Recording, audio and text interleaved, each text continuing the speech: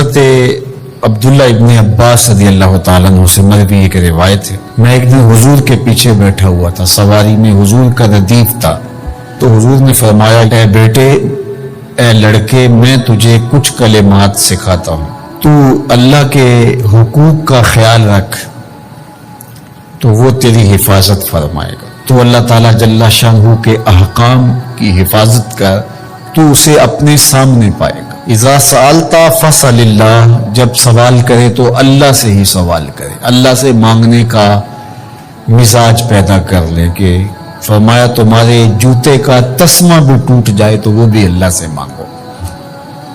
ضرور بازار میں جاؤ دکاندار سے، لیکن حقیقی طلب اللہ سے ہونی چاہیے۔ بات بات پہ اللہ سے سوال کرو، بڑی سے بڑی چیز بھی اس سے مانگو، چھوٹی سے چھوٹی چیز بھی اسی سے طلب کرو۔ ہماری ساری ضرورتوں کا کفیل ہمارا رب، ہمارا مالک ہے۔ تو دوسری نصیحت یہ کی کہ جب تو استعانت طلب کرے، مدد طلب کرے، تو اللہ سے ہی استعانت طلب کرے۔ وعلم، اور جان کہ اگر ساری امت، سارے لوگ، پوری قوم جمع ہو کے تمہیں فائدہ پہنچانے کی کوشش میں لگ جائیں تو تمہیں وہی فائدہ پہنچا سکتے ہیں جو تیرے لیے تیرے رب نے لکھا ہے۔ اور فرمایا وَإِنِ اجْتَمَعُوا عَلَىٰ أَن يَضُرُّوكَ بِشَيْءٍ، اور اگر تمہیں نقصان پہنچانے کے درپے ہو جائیں، لَمْ يَضُرُّوكَ إِلَّا بِشَيْءٍ قَدْ كَتَبَهُ اللَّهُ عَلَيْكَ، تو تجھے صرف وہی نقصان پہنچا سکتے ہیں جو اللہ نے تیرے لیے لکھا ہے۔ سارا زمانہ بھی مخالف ہو جائے، تیرا کچھ نہیں بگاڑ سکتا۔ ہاں، تیرے مقدر میں اگر کوئی چیز، کوئی بگاڑ لکھا ہے تو وہ ہوگا، اس کا ذریعہ وہ بن جائیں گے۔ تو اس لیے پھر اسی سے مانگو، اسی سے طلب کرو۔ رفعت الاقلام وجفت الصحف، جو لکھنا تھا اللہ نے لکھ دیا، لکھنے کے بعد قلم اٹھا لیا گیا اور جن صحیفوں پہ لکھا تھا وہ خشک ہو گئے۔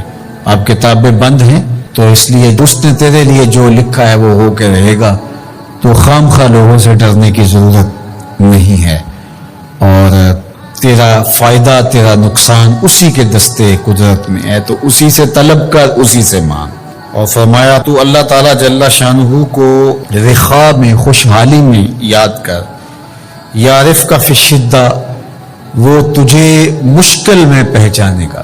یعنی جو شخص خوشحالی کے دور میں اس کے پاس دولت ہے، صحت ہے، تو اللہ تعالیٰ کو فراموش نہیں کرتا، اللہ اس کی بدحالی کے زمانے میں اس کو فراموش نہیں کرتا۔ وعلم، اور جان، ان النصر مع الصبر، کہ جو مدد ہے وہ صبر کے ساتھ آتی ہے۔ وان الفرج مع الکرب، اور کشادگی جو ہے وہ مشکل کے ساتھ آتی ہے۔ وان مع العسر یسرا، اور سہولت جو ہے وہ مشقت برداشت کرنے کے بعد آتی ہے۔ تنگی کے بعد فراخی آتی ہے، پہلو مشکل پھر تمنا، پہلو کنڈا پھر پل، شاید مگروں پہلو مکھیاں ڈس دیاں ڈنگ والیاں۔ تو یہ سب ہوتا ہے، مشکلات، تکلیفیں، آلام، مصائب، ان سب سے گزر کر کے آسانیاں آتی ہیں۔ خود حضور کی زندگی دیکھ لیجئے، مدنی زندگی مکی زندگی کے گزرنے کے بعد، طائف کے مراحل کو طے کرنے کے بعد آتی۔ تو ہم ڈائریکٹ اگر چاہیں مکی زندگی کو اختیار کیے بغیر اور طائف کی مشکلات اور سنگلاخ راستوں سے گزرے بغیر مدنی برکتیں حاصل کرنا، تو وہ نہیں پا سکتے۔ تو یہ اللہ تعالیٰ نے ایک نظام رکھا ہوا ہے۔